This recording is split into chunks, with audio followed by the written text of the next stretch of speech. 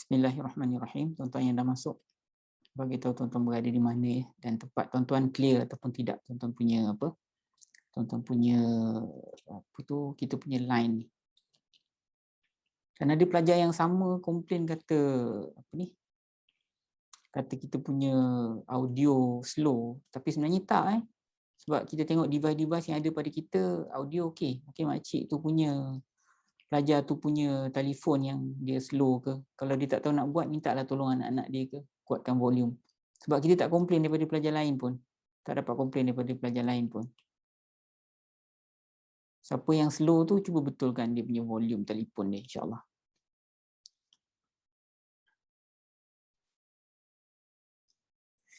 Silakan, jumpa masuk. Apa khabar tuan-tuan? Siapa yang baru masuk, selamat datang dan selamat berukhuwah. InsyaAllah ukhuwah kita berkekalan sampai hari kiamat. Mudah-mudahan kita berjumpa di syurga nanti. Silakan, jumpa masuk. Siapa-siapa yang dah masuk tu, tolong bagi tahu tuan-tuan berada di mana dan lain di tempat tuan-tuan clear ataupun tidak. Hari ini kita bahaskan surah Yasin ayat yang ke-25 tuan-tuan. Ayat dia pendek saja. Kita cuba keluarkan, kita gali apa yang dapat daripada ayat tersebut tuan-tuan. Silakan. Jumpa masuk. Nanti sebelum kita mula, kita baca Fatihah dulu, kita doa ya. Mudah-mudahan Allah pemudahkan kita untuk memahami ayat-ayatnya. Silakan tuan-tuan, silakan. Silakan, jumpa masuk tuan-tuan, jumpa masuk.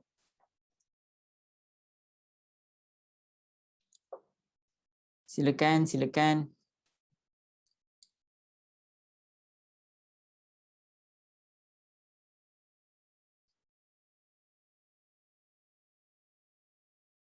Silakan, jumpa masuk tuan-tuan, jumpa masuk. InsyaAllah kita mulakan kita punya pengajian sebentar lagi.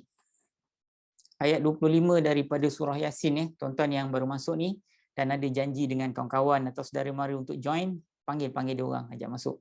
Kita kupaskan surah Yasin ni tuan-tuan. Teknikal tu ialah teknikal, kita belajar teknikal lah kan.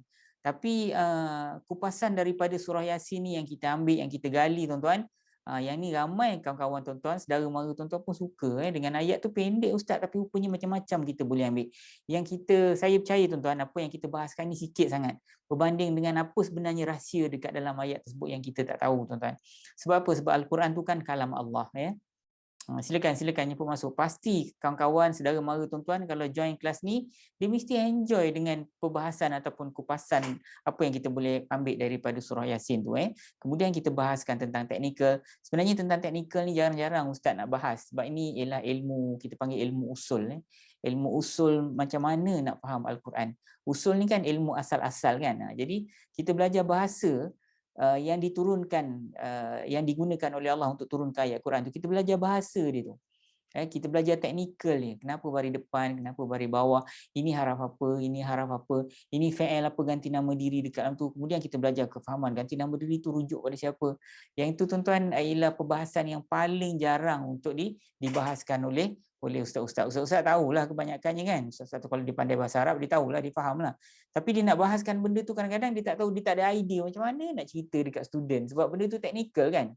Tapi Alhamdulillah Al-Furqan ni dengan gabungan ustaz-ustaz yang pada kita dah start dah awal 20 tahun lepas, lebih dari 20 tahun kita dah start So kita dah mula. Jadi kita Allah buka rahsia macam mana cara nak sampaikan pada student, nak bagi dia faham teknikal bahasa Arab Al-Quran tu supaya pendengar ataupun pelajar dia faham apa yang dimaksudkan oleh Allah dengan kefahaman yang dalam berkenaan dengan ayat tersebut Okey tuan-tuan kita mulakan majlis kita dengan sama-sama membaca Ummul Kitab iaitu surah Fatihah. Tapi sebelum tu tuan-tuan tag kawan-kawan pakai WhatsApp tuan-tuan ke apa-apa ke masuk cepat, Ustaz Nasar dah ready dan tuan-tuan share. Pertemuan kita sebelum ni agak kurang share lah tuan-tuan Tuan-tuan tolong share, bagi tahu pada friends dekat FB tuan-tuan supaya mereka dapat manfaat yang sama dengan tuan-tuan Okey, Al-Fatihah. A'udzubillahi minasyaitonirrajim. Bismillahirrahmanirrahim. Alhamdulillahi rabbil alamin. Ar-Rahmanir-Rahim. Maliki yaumiddin. Iyyaka na'budu wa iyyaka nasta'in. Ihdinas siratal mustaqim. Siratal ladzina an'amta 'alaihim ghairil maghdubi 'alaihim waladdallin. Amin. A'udzu billahi minasyaitonir rajim. Bismillahirrahmanirrahim. Alhamdulillahi rabbil alamin. Assalatu wassalamu ala asyrafil anbiya'i wal mursalin wa ala alihi wa sahbihi ajma'in. Allahumma arhamna bil Qur'an waj'alhu lana imama wa nuran wa hudan wa rahmah. Allahumma dhakkirna minhu ma nusina wa 'allimna minhu ma jahilna warzuqna tilawatahu ana al-laili wa atrafan nahar waj'alhu lana hujjatan ya rabbal alamin. Allahumma aftah alaina hikmataka wa anshur alaina min khazaini rahmatika ya arhamar rahimin. Allahumma rabbana shrah lana sudurana wa yassir umurana wa hlul 'uqdatam min alsinatina yafqahu qawlana. Alhamdulillahi rabbil alamin. Tuan-tuan dan puan-puan yang dirahmati Allah sekalian, seperti mana yang saya sebut tadi, kita akan bahaskan ayat yang ke-25 daripada surah Yasin ya. Tuan-tuan yang belum share, tolong share sekarang tuan-tuan please, tolong saya share. Mudah aja, tekan klik aja kan tolong share supaya ramai dapat manfaat daripada program ni ya. Dan tuan-tuan yang yang ada janji dengan sesiapa untuk ajak dia join program kita petang ni, text dia pakai WhatsApp, cepat-cepat Ustaz Nasar dah start dah, cakap gitu So tuan-tuan, kita akan bahaskan surah Yasin ayat yang ke-25. Saya share dia punya screen supaya tuan-tuan boleh tengok sama-sama. Yang tak ada Quran dekat depan tuan-tuan pun tak apa, tak ada masalah dan saya sarankan tuan-tuan untuk download lah kita punya Kamus Al-Furqan tu untuk tuan-tuan bahaskan ayat yang lain lah. Tuan-tuan sendiri duduk seseorang kan, katalah tuan-tuan saya suka sangatlah surah Yusuf Ustaz daripada dulu saya dengar jadi tuan-tuan buka lah surah Yusuf tu setiap kalimat bawah, setiap perkataan dalam bahasa Arab tu ada terjemahan dia dekat bawah tu kan. Jadi tuan-tuan cuba, ini isim, ni fi'il, ni haraf, ni rujuk pada siapa, tu salah ambil banyak-banyak, ambil satu ayat dulu tuan-tuan tengok betul-betul tengok betul-betul. Jadi itulah akan membuatkan tuan-tuan akan mahir. Dan siapa kalau nak yang betul-betul mahir secara detail, tuan-tuan join kelas Al-Furqan 10 bulan tapi happy-happy je belajar. Kita hantar video tu hari Isnin, Rabu dan Jumaat. Kita belajar secara WhatsApp tuan-tuan dan insya-Allah yang itu tuan-tuan akan tahu dengan detail dan dalam berkenaan dengan ilmu nahwu bahasa Arab, dan nanti bahasa Arab tu akan jadi clear pada tuan-tuan. Ni pada siapa, ni rujuk pada siapa, ni haraf apa, kenapa Allah guna haraf tersebut dalam ayat tu. Itu Allah pemudahkan kita insya-Allah kalau tuan-tuan join kelas Al-Furqan yang sebenar. Kalau siapa nak join, tuan-tuan WhatsApp saya berminat dan hantar ke 019 5119 Baik tuan-tuan kita ambil pada ayat kita surah Yasin ayat yang ke-25. Saya baca tuan-tuan puan-puan semak tu ayat yang tengah ni sebentar. Saya ni ayat yang tengah ni, ini nanti saya besarkan sikit. Okey. Inni amantu a'udzubillahi minasyaitonirrajim. Inni amantu birabbikum fasma'uni fasma'uni, tapi kita baca waqaf dekat sini, baca fasma'un sebenarnya kat sini ujung ni baris bawah fasma'uni ni aku ni maksud dia. Maka ikutlah oleh kamu, maka dengarlah oleh kamu kepada aku, ataupun maka dengarlah oleh kamu akan aku. Okey, kita tengok daripada awal Kalimat ini tuan-tuan, ini ada dua kalimat Ada dua kalimat. Yang pertama inna, yang kedua i. Ni sama macam ayat sebelum ni kita pernah bahas kan. Inni idzan la fi dhalalin mubin kan. Ni kalimat yang sama, ini sesungguhnya aku.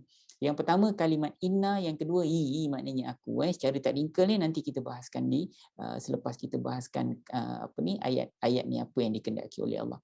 Kemudian amantu, aku telah beriman. Sesungguhnya aku telah beriman bi rabbikum, dengan Tuhan kamu. Dengan Tuhan kamu. Tuan-tuan kena ingat tau. Ini perkataan siapa? Ini perkataan lelaki yang datang dari hujung kampung. Betul ke tidak? Jadi aku telah beriman dengan Tuhan kamu, Tuhan kamu. Jadi maknanya aku, Tuhan aku dan Tuhan kamu adalah sama, itu maksud dia. Tuhan aku dan Tuhan kamu adalah sama. Kenapa tak kata aku telah beriman dengan Tuhan aku?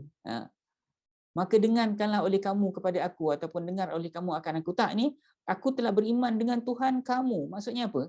Maksudnya Tuhan aku, Tuhan kamu sama je. Tak ada Tuhan selain daripada yang satu tu je lah. Sama ada kamu ni agama apa sekalipun, ini kita bahaskan sekejap lagi masa kita ambil apa kehendak Allah melalui ayat ni kan. Okey, sesungguhnya aku telah beriman dengan Tuhan kamu, itulah juga Tuhan aku. Fasma'uni, maka dengarkanlah oleh kamu perkataan aku ini. Dengarlah oleh kamu kepada aku, itu maksud dia. Maksudnya apa? Maksudnya dengarlah nasihat aku. Tengok ayat sebelum ni kan.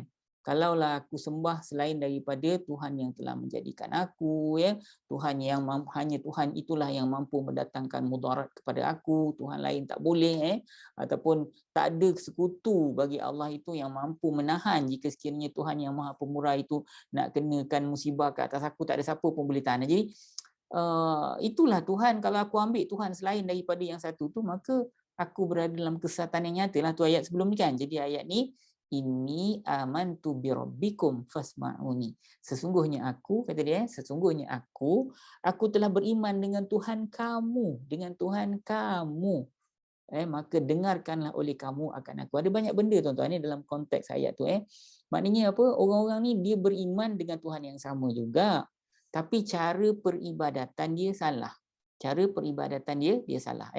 Baik tuan-tuan, sebenarnya ada banyak benda yang kita boleh ambil dalam konteks ayat tu tuan-tuan. Antara lain kalau tuan-tuan tengok kalau dalam konteks ayat ni sebenarnya tapi itu tidak disebutlah, cuma disebut selepas kejadian itu, yang mana lelaki ini telah dibunuh oleh orang dalam negeri tersebut tuan-tuan tahu. Sebab kalau tuan tengok ayat selepas tu ya, qila dukhulil jannah, dikatakan kepada dia masuklah oleh engkau dalam syurga. Qala ya laita qaumi ya'lamun, ya.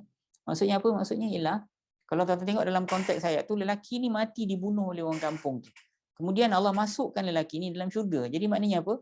Maknanya lelaki ni telah direjam ataupun telah dibunuh oleh orang kampung. Jadi sebelum lelaki itu dibunuh, ya, lelaki ni tetap teguh dengan pendiriannya. Jadi dalam konteks ayat ni tuan-tuan, Allah Ta'ala nak cerita pada kita ataupun Allah Ta'ala nak sampaikan dekat kita, teguhkanlah pendirian setelah kita beriman. Teguhkan pendirian tersebut selepas kita beriman. Dalam konteks ayat ni agak ekstrim. Sebab apa? Sebab keteguhan iman tu tak nak berubah, tak nak beralih, tak nak tukar perkataan, ya, sehingga kan sanggup dibunuh, ya.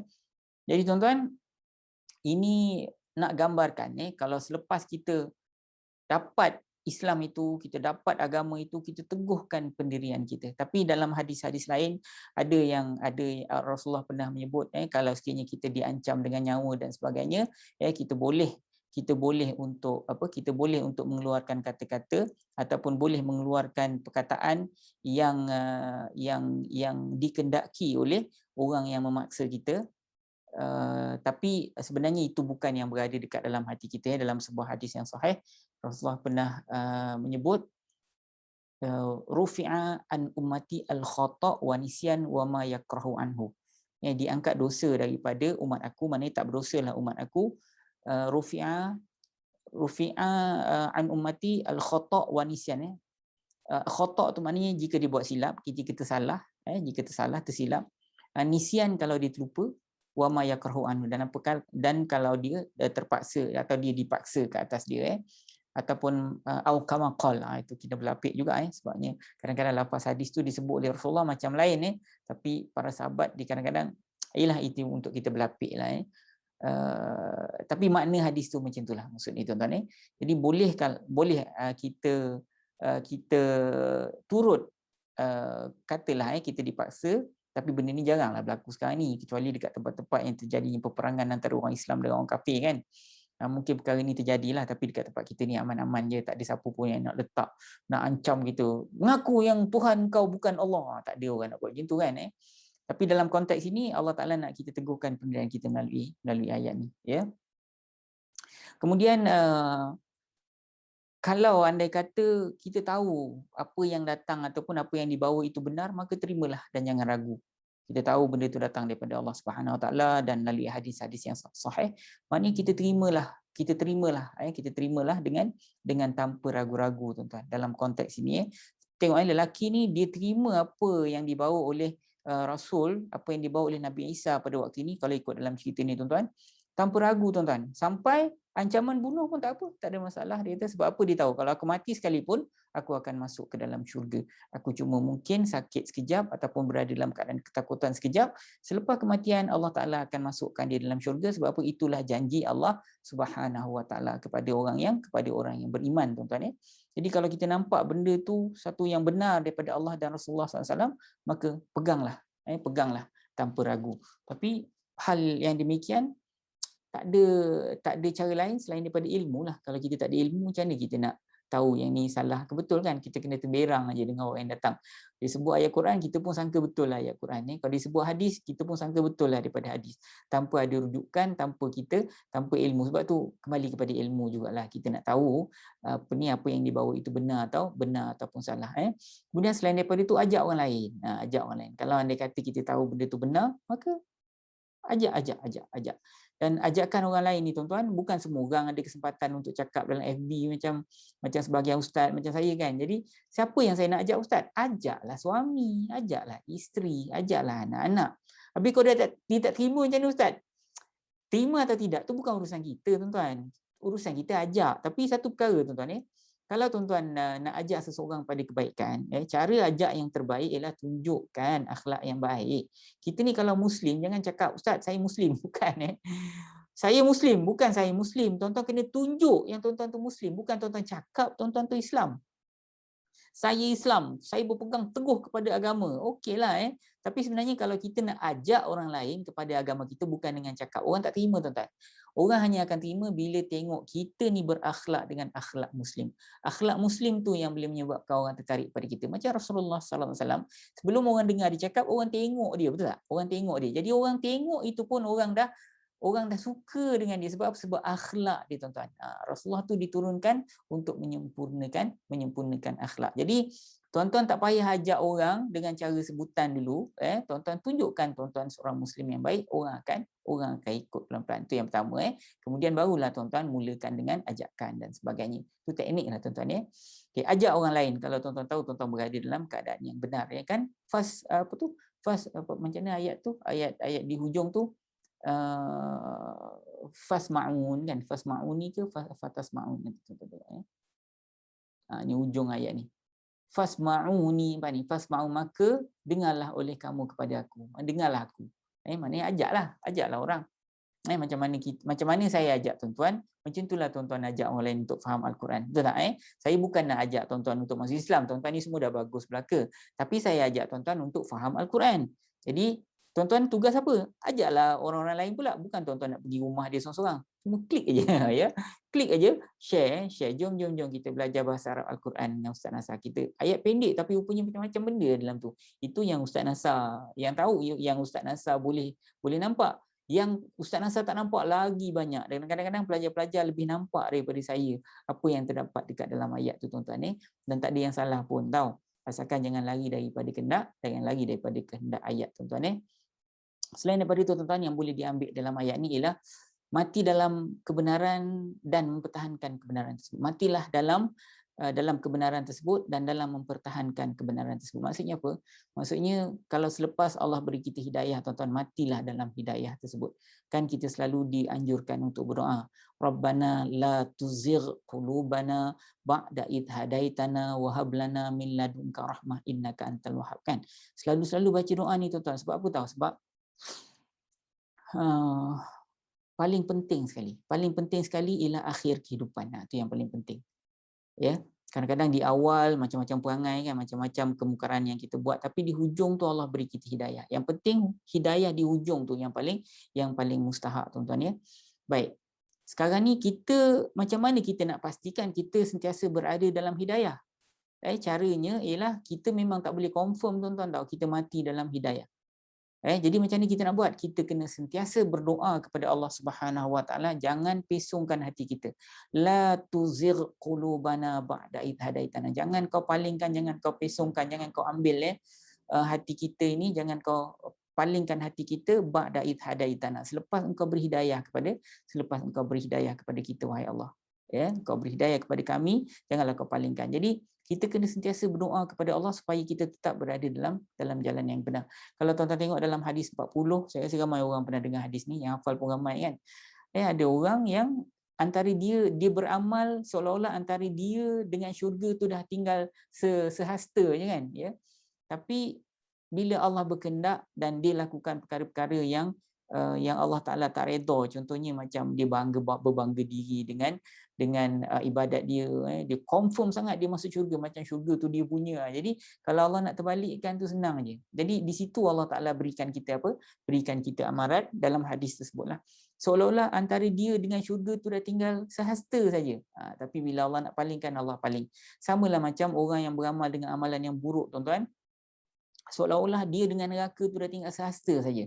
Tapi bila Allah Ta'ala nak terbalikkan hati dia, bila-bila masa saja Allah Ta'ala boleh terbalikkan. Dan Allah boleh terbalikkan hati ni dengan berbagai sebab. Antaranya keinginan seseorang, ataupun doa daripada mak bapak dia, ataupun doa daripada orang yang dia pernah tolong dan sebagainya, tuan-tuan ni. Jadi itu sebenarnya adalah menjadi penyebab, antara penyebab lah kenapa doa itu boleh mengubah takdir itu, tuan-tuan. Dan kalau tuan-tuan nak tahu ya, dalam sepotong ayat dia, dalam sepotong ayat yang sangat mulia, tuan-tuan, dalam surah Al-Furqan, dalam surah Al-Furqan Allah Ta'ala menyebut wa yubaddilullahu sayyiatihim hasanat, wa yubaddilullahu sayyiatihim hasanat. Maksudnya apa? Allah menukar, Allah menterbalikkan kejahatan mereka dengan kebaikan. Maksudnya apa, tuan-tuan? Wa man taba wa amila amalan, wa man taba wa amana wa amila amalan salihan faulaika, macam mana ayat dia, tuan-tuan tengok surah Al-Furqan, tapi maksudnya ialah sesiapa yang bertaubat kepada Allah, sesiapa yang bertaubat kepada Allah, dia beriman dan beramal dengan amalan yang soleh, dia beriman dan beramal dengan amalan yang soleh, Allah Ta'ala akan tukar kejahatan dia. Yubaddilullahu sayyiatihim. Allah tukar, yubaddilu, badal kan tukar kan. Yubaddilullahu sayyiatihim hasanat. Allah akan tukar kejahatan mereka itu kepada kebaikan. Antara penafsirannya ialah Allah akan tukar perbuatan mereka itu kalau dia bertaubat, tuan-tuan. Kejahatan yang banyak dosa dia tu Allah ubah jadi pahala. Cuba tuan-tuan bayangkan. Wa kana Allahu ghafuran rahiman. Itu ayat rangkap. Ayat yang sama tapi rangkap selepas tu. Allah itu kata Ghafuran Rahim. Allah itu Maha Pengampun dan Maha Penyayang. Cuba tuan-tuan bayangkan. Jadi sebab tu kita jangan confident sangat dan kita jangan menghina orang yang melakukan maksiat. Sebab apa? Sebab kalau Allah terbalikkan, silap pahala dia tu lebih banyak daripada yang kita duk perasan sangat ni. Kita duk perasan sangat macam pahala kita banyak kan, macam kita buat kan. Kita hina orang yang melakukan maksiat, tuan-tuan jangan main-main. Sebab kalau dia kembali kepada Allah, dengan kejahatan yang banyak tu Allah tukar jadi pahala, tuan-tuan. Silap pahala dia lebih banyak daripada kita kan. Yubaddilullah, Allah Ta'ala sebut. Dalam penafsiran tuan-tuan tak cari, tuan-tuan cek. Ayat ni dalam ayat nombor 60 lebih. Surah Al-Furqan ni, ayat ni nombor 60 berapa? 65 ke 66. Tuan-tuan cek kalau tak percaya. Bayang kalau dia bertaubat, Allah tukar kejahatan itu kepada kebaikan, kepada pahala. Dosa Allah tukar jadi pahala kalau dia bertaubat. Punyalah sayangnya Allah Ta'ala ni kepada orang yang bertaubat, tuan-tuan. Sampai ulama', tuan-tuan, dia berselisih pendapat tentang mana yang lebih afdal. Orang yang tak pernah buat dosa besar, yang tak pernah buat salah ke kan? Atau berbanding dengan orang yang buat salah, kemudian dia bertaubat kepada Allah. Mana yang lebih afdal? Dan ada ulama' yang berpendapat, ramai juga ulama' yang berpendapat bahawasanya orang yang buat jahat kemudian bertaubat, orang tu lebih baik daripada orang yang tak buat salah. Tuan-tuan jangan bermain. Sampai ulama' berselisih pendapat mana yang lebih aula, mana yang lebih hebat. Dia punya ganjar atau pahala daripada Allah Subhanahu Wa Taala. Jadi jangan kita rendah-rendahkan orang yang melakukan maksiat. Sebab kalau dia baik, tuan-tuan, dia lakukan kebaikan, silap dia lebih baik daripada kita. Ada para ulama' salaf yang menyebut seseorang yang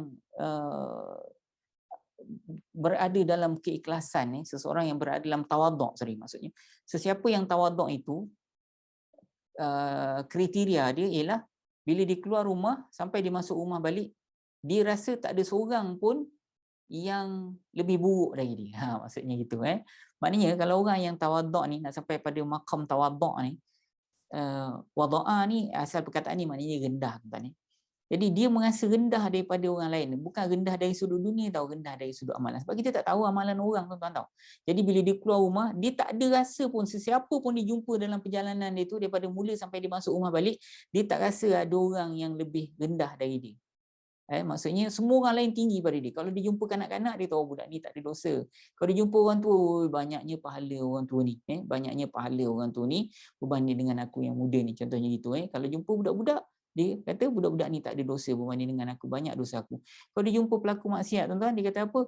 Kalaupun nampak dia melakukan maksiat terang-terang, tapi kalau orang ini kembali kepada Allah, pahala dia mungkin jauh lebih baik daripada aku. Jadi dia tak pernah rasa dia tu lebih baik daripada orang, tuan-tuan. Jadi itu kalau orang dah sampai pada pemikiran macam tu, maka dia dah sampailah makam tawaduk dia, tuan-tuan, ya, makam tawaduk. So hari ni ayat kita pendek kan, jadi kita boleh bermewah-mewah dengan apa ni, dengan apa kehendak Allah melalui ayat ni. Kan kita sebut kita apa? Kita main-main apa? Kita bermain-main dengan apa? Dengan bukan main-main, tuan-tuan tahu. Tuan-tuan faham kan maksud saya? Kita bukan main-main, tapi kita sebut permainan ni untuk kita lebih santai. Ulul albab, kita bermain-main ataupun kita bermewah-mewah dengan hal ulul albab ni. Ulul albab ni ialah orang yang faham apa kehendak Allah di sebalik ayat tu kan. Jadi kita kita tanya dan jawab. Saya cerita, tuan-tuan pun dengar, dan tuan-tuan pun boleh bagi tuan-tuan punya idea dan sebagainya, tuan-tuan. So antara lain, tuan-tuan, apa kehendak Allah melalui ayat ni? Allah Ta'ala nak apa tahu?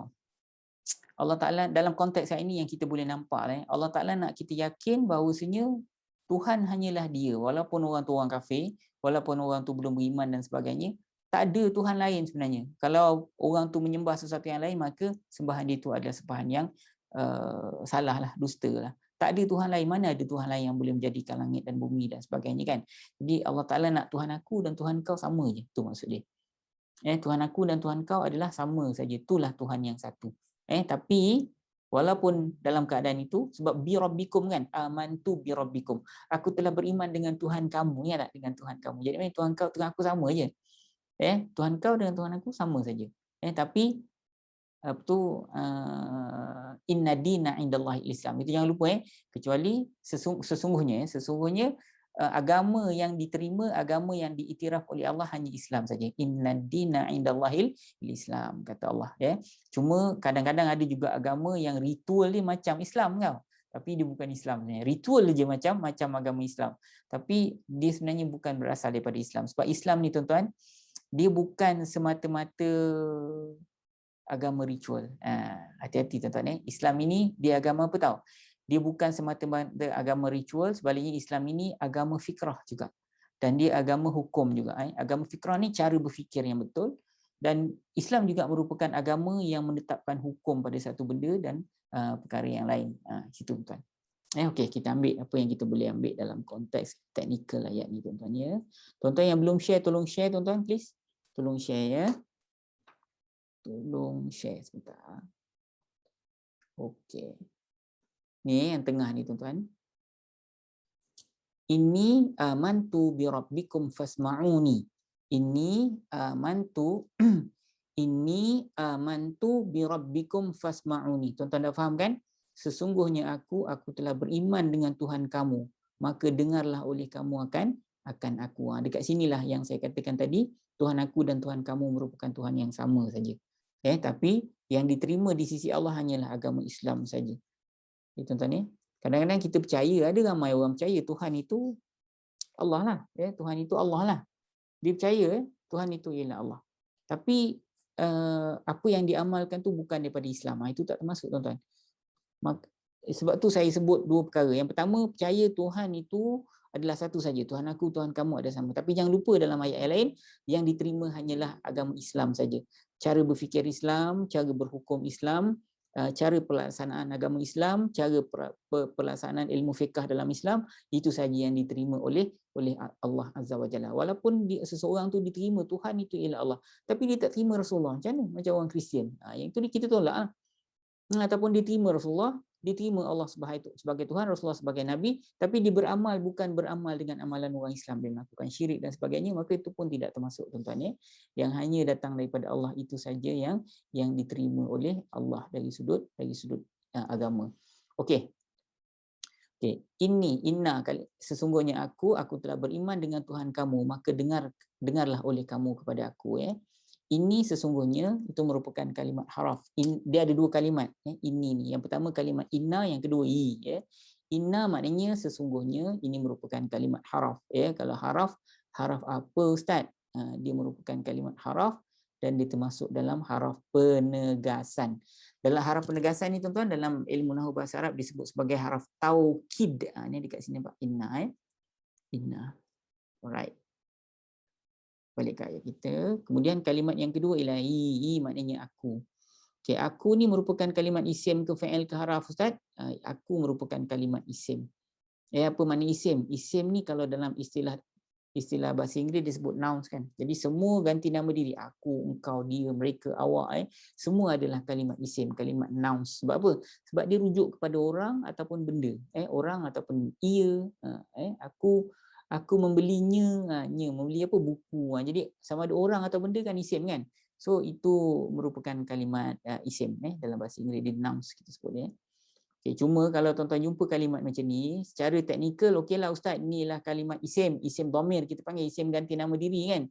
Kalau dalam diagram nak tengok kat mana? Dalam diagram tengok diagram yang kedua pun ada kat sini. Isim dhamir. Diagram yang ketiga pun ada. Diagram pelajaran bahasa Arab peringkat ketiga untuk isim dia pun ada dekat sini juga. Dia merupakan isim yang mabni. Kalau tuan-tuan belajar dengan Al-Furqan secara teknikal melalui WhatsApp tu, semua ni kita akan ajar secara terperinci dengan tuan-tuan. Jangan risau ya. Kalau siapa yang nak belajar, pergi ke 019 511 9000. Tuan-tuan WhatsApp dekat nombor tu saya berminat. Nanti admin Al-Furqan tahu macam mana nak attend tuan-tuan. Nombornya 019 511 9000. So lagi sekali saya sebut, dia merupakan kalimat isim, dia ialah isim ganti nama diri ataupun isim dhamir. Okey, secara teknikal lah. Tapi kalau secara kefahaman saya nak tanya, aku ni rujuk pada siapa? Tuan-tuan cuba jawab Sesungguhnya aku telah beriman dengan Tuhan kamu, maka dengarkanlah oleh kamu akan aku. Jadi sesungguhnya aku telah beriman. Aku ni siapa? Sesungguhnya aku telah beriman dengan Tuhan kamu. Dalam konteks saya ini, aku ni rujuk pada siapa tuan-tuan? Rasulullah SAW? Biar betul. Okey Kalau tuan-tuan kata Rasulullah, salah lah dalam konteks ni. Ini rujuk pada lelaki yang datang dari hujung kampung tersebut Okey, settle tuan-tuan ni. Amantu, aku telah beriman. Cuba jawab tuan-tuan. Ini isim ke fi'il ke haraf? Ada aku, ada telah, aku telah beriman. Ini isim ke fi'il ke haraf? Tu nama ke perbuatan ke sendi tuan-tuan? Aku telah beriman. Ini tentulah kalimat fi'il. Fi'il apa yang ada telah? Fi'il madhi lah kan. Jadi aku telah beriman ni past tense lah tuan-tuan. Jadi kalau tuan-tuan jumpa fi'il, perkara pertama yang tuan-tuan kena tahu, kena tanya apa ganti nama diri dalam fi'il ni. Ustaz, tak payah cari, tak payah hafal. Kat sini Ustaz ada tulis. Automatik tuan-tuan tahu aku. Okey, perkara kedua, aku rujuk pada siapa? Aku rujuk kepada orang ni lah, orang yang sama. Aku ini rujuk kepada lelaki yang datang dari hujung kampung tu. Okey, ada tak maf'ulun bih? Jawapannya tak ada. Maf'ulun bih dia kena baris atas tuan-tuan ni. Okey Ustaz, kat mana kita nak jumpa pelajaran ni Ustaz? Kita jumpa pelajaran ini pada peringkat yang kedua. Ni diagram yang kedua. Kalau tuan-tuan dah download diagram, pergi dekat diagram yang kedua ni dekat sini. Peringkat yang kedua ni lah pelajaran kita. Apa ganti nama diri dia ni? Nanti saya besarkan Tuan-tuan tengok apa ganti nama diri dia. Kemudian ganti nama diri itu rujuk pada siapa, tengok kalau ada maf'ulun bih ataupun tidak dalam rangkap yang sama Semuanya tertakluk pada rangkap yang sama saja tuan-tuan Okey, apa ganti nama dirinya? Aku, Ustaz, aku telah beriman. Aku rujuk pada siapa? Aku rujuk kepada lelaki yang datang dari hujung kampung tu, Ustaz. Okey, ada tak maf'ulun bih? Maf'ulun bih tak ada, Ustaz. Kenapa tak ada? Sebab kalau nak maf'ulun bih dia kena ujung, kena baris atas. Aku telah beriman kepada Allah. Itu tak ada maf'ulun bih. Sebab apa? Kepada tu haraf jar. Kalau aku makan nasi baru ada nasi nasi tu kena baris atas. Itu kita belajar dengan jelas dan tersusun kalau tuan-tuan belajar dengan Al-Furqan Okey Ustaz, ini pelajaran peringkat kedua tentang fi'il. Tengok ganti nama diri apa, rujuk pada siapa dan maf'ul bih. Okey, kalau pelajaran peringkat 3 Ustaz ajar apa pula? Kalau pelajaran peringkat ketiga masih skim warna yang sama. Kalau tuan-tuan belajar pada peringkat ketiga, saya pun jelaskan ni perbahasan panjanglah tentang pelajaran peringkat ketiga fi'il. Saya pun jelaskan fi'il ada dua jenis. Nampak ni? Ada dua arrow kan? Ni fi'il kan ada dua arrow, satu ke kiri, satu ke kanan. Okey, ini ialah fi'il yang mabni. Dan ini ialah fi'il yang mu'rab. Apa makna mabni? Mabni maknanya kebal, tak boleh ubah-ubah perkataan tu Kalau mu'rab boleh tuan-tuan ubah baris hujung dia. Jadi dia boleh berubah kepada tiga perubahan. Dia boleh berpangkat marfu', dia boleh berpangkat mansub, dia boleh berpangkat majzum. Okey, kalau dia berpangkat marfu', tanda dia ujung baris depan. Katalah dia duduk yajlisu. Dan boleh juga kita tukar jadi yajlisa, dan kita boleh tukar juga jadi yajlis. Jadi ni penyebab-penyebab dia dan apakah tanda-tanda dia telah dia ditukarkan. Ni pelajaran peringkat ketiga lah. Faham tak? Pelajaran peringkat kedua kita mudah je tadi ni. Ni tentang fi'il kan, apa ganti nama diri, rujuk pada siapa, dan tengok kalau ada maf'ulun bih ataupun tidak. Itulah dia pelajaran peringkat kedua tuan-tuan eh. So kalau pelajaran peringkat ketiga tu nak jelaskan dalam program kita ni dia agak sukar sikit sebab diikut susunan. Tapi saya jelaskan jugalah. Bolehlah tuan-tuan nampak gambaran besar dia eh. Okey, amantu settle eh, bi rabbikum, bi haraf dia haraf jar, rabbi Tuhan, Tuhan, kum kamu, dia ada 3 kalimat ni. So rabbi merupakan kalimat isim. Tanda isim dia mana? Tanda isim dia ujung dia berbaris bawah rabbi. Ni kalimat lain tuan-tuan tahu. Rabbi kan, rabbi.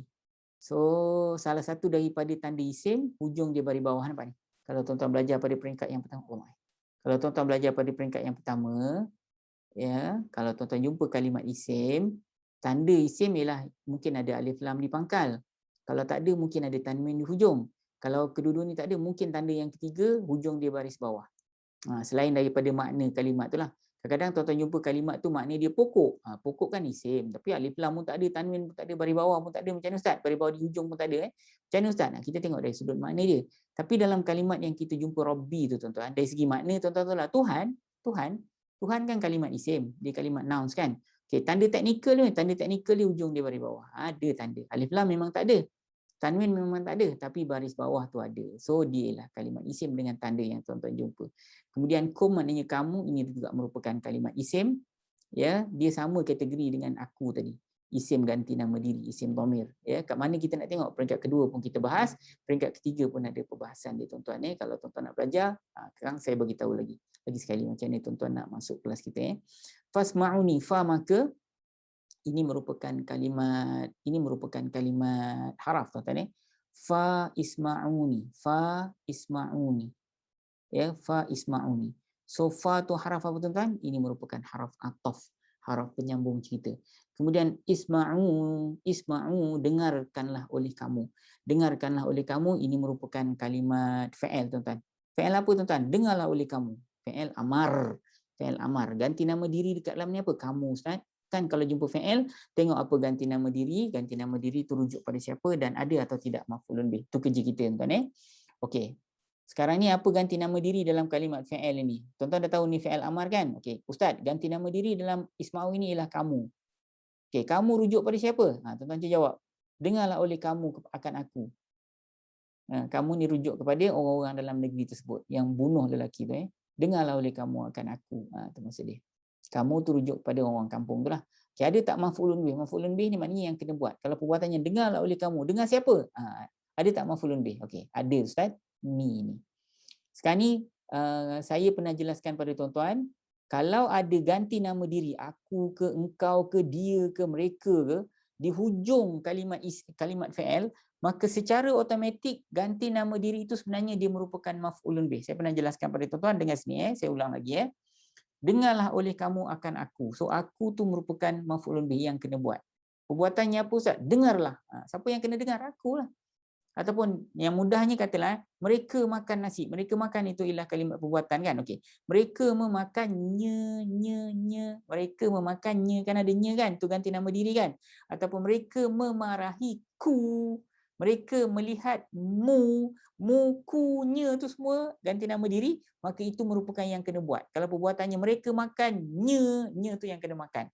Mereka melihat ku tu yang kena lihat. Dengarlah oleh kamu akan ku. Jadi yang kena dengar siapa? Ku. Jadi semua fa'il madi ke mudhari' ke amar ke, kalau anda kata hujung kalimat fa'il itu ada ganti nama diri yang melekat dengan dia, maka secara automatik ganti nama diri itu menjadi maf'ulun bih. Ya tuan-tuan Okey tuan-tuan, siapa yang nak belajar bahasa Arab Al-Quran menggunakan WhatsApp, sila type saya berminat dan hantar ke 019 511 9000. 5119000 tuan-tuan saya berminat. Nanti tahulah admin Al-Furqan akan bantu tuan-tuan apa ni, selain daripada itu tuan-tuan jangan lupa share. Senang aja kan, share je, klik share. Nanti mudah-mudahan ramai sahabat-sahabat tuan-tuan yang dapat manfaat daripada program ini. So terima kasih atas perhatian dan insya-Allah nanti kita jumpa di lain pertemuan dalam ayat yang berikutnya. Assalamualaikum warahmatullahi wabarakatuh.